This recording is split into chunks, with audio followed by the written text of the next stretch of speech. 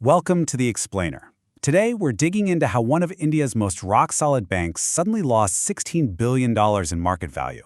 And what's crazy is, it all started not with a bang, but with a single, very cryptic letter.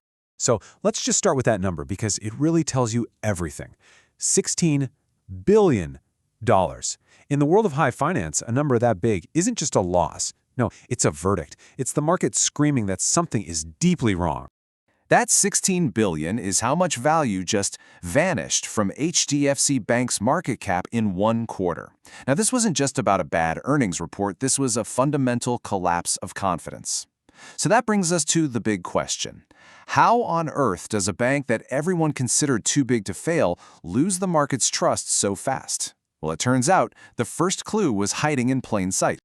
Yeah, this whole mystery kicks off not with a market crash, not with some investigative report, but with a single, very carefully worded resignation letter from the man sitting at the very top of the board. See, the guy who walked away was no ordinary banker. We're talking about Atanu Chakrabarti. This is a former top-ranking civil servant, a major player in India's finance ministry. He's literally one of the guys who shaped national economic policy. He's an architect of financial regulation, not some corporate suit.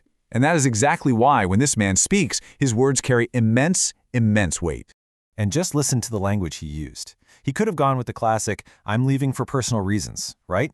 But he didn't. Instead, he delivered this surgical strike, saying that certain practices were not in congruence with my personal values.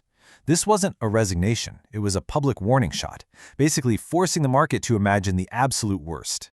That vagueness was totally intentional. It created what's called a transparency gap, this black hole of information. And you know what investors, especially big global funds, hate more than anything? Uncertainty. But here's the thing. This wasn't the first sign of trouble. When you look back, this was just the final straw. Yeah, looking back, the chairman's resignation wasn't some bolt from the blue. It was actually the climax of a whole series of troubling signals that had been building up for a while. The timeline here really tells the story. First, you get this really unusual bonus issue, something that felt more like a cosmetic action, a bit of financial engineering than real value. Then, the chairman himself uses the word transgression in a public speech to shareholders. I mean, that's a heavy word. And then came the weirdest move of all. The bank created a mysterious new department. This new department was called the Group Oversight Department, or GOD for short. And this was just an extraordinary move. Think about it. It was set up to report directly to the board, completely cutting out the bank's own management team. It's a clear signal that the board felt it was flying blind, that it couldn't trust the information it was getting.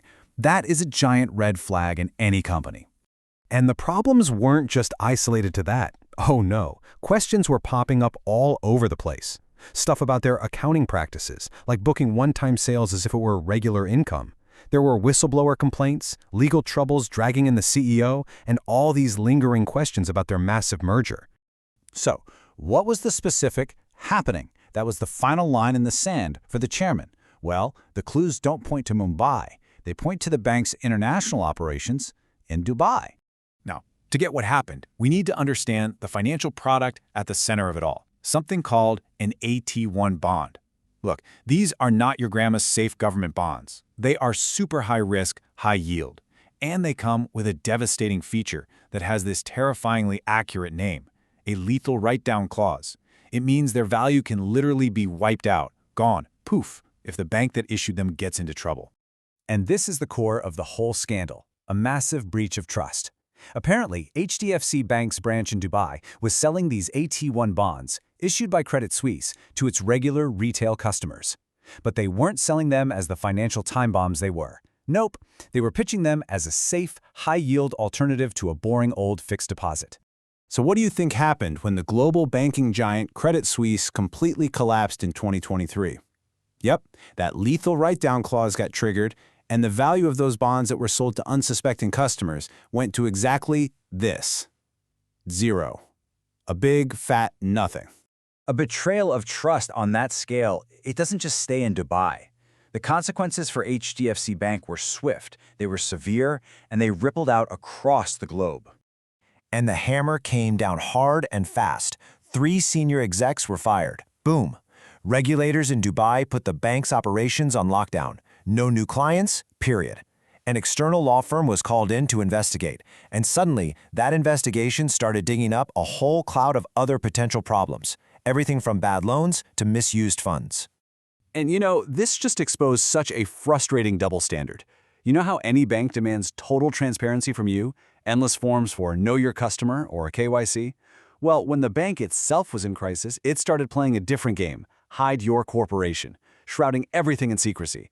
And that just destroys the very trust they demand from everyone else. So, with the bank's gold-plated reputation completely tarnished and its stock price getting hammered, what is an investor supposed to do with all this chaos? Well, the big takeaway here is pretty clear. This is a time for patience, not for heroics. The advice is to forget about trying to buy the dip until that external investigation is finished and public. You got to keep a close eye on Dubai to see when that regulatory lockdown gets lifted. And maybe most important of all, you wait. You wait for new, permanent leadership that signals a real, genuine culture shift back towards transparency. And really, that leaves us with this final thought from Warren Buffett, which just perfectly captures the heart of this crisis. Look, HDFC Bank is still an institution that's too big to fail. But the $16 billion question it's facing now is about something way more valuable than money. How does a titan of finance even begin to rebuild a reputation once it's been shattered?